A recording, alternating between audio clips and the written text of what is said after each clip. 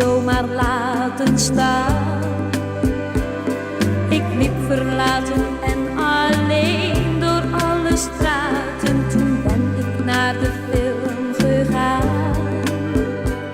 Toen wist ik waarom hij gezegd had, het is voorbij, want voor me op de 5e rij zat hij daar met een ander. Ik hoorde ook de lieve woordjes die hij tot haar zei.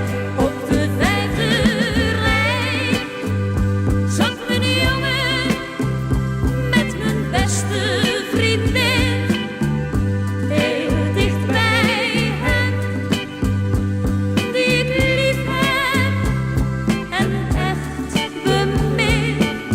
Het was een trieste film, maar ik had alleen om hem verdriet. Het was om mijn beste vriendin dat hij me toen verliet.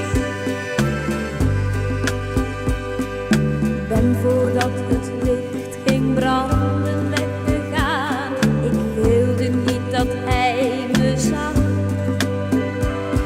Zo liep ik door de straten in mezelf te praten. De nacht die werd opeens weer dag.